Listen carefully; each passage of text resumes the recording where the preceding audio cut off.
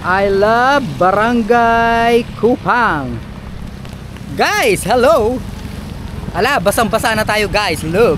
So pumunta tayo dito sa Barangay Kupang para i-check ang lagay ng Pampanga River.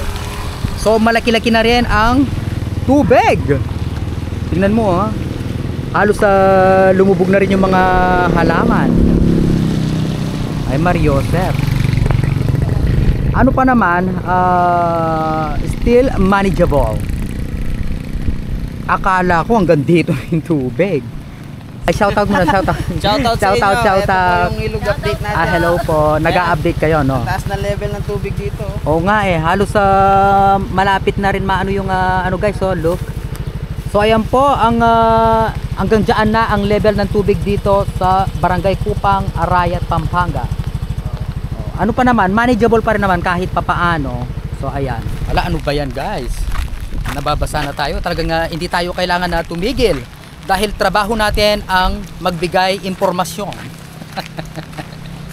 Binoy TV at your service guys.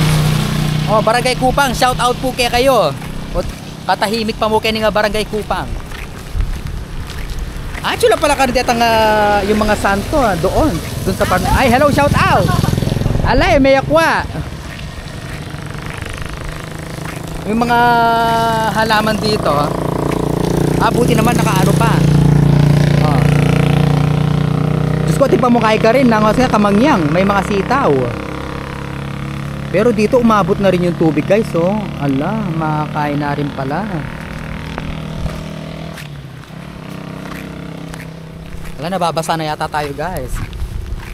So ano pa naman, hindi pa naman ganun kasama ang lagay ng Pampanga River dito sa Barangay Kupang, Arayat, Pampanga guys.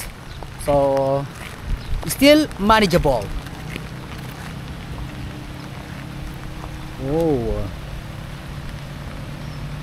ito talaga oh, nagkatubig na rin. Alright, thank you so much guys.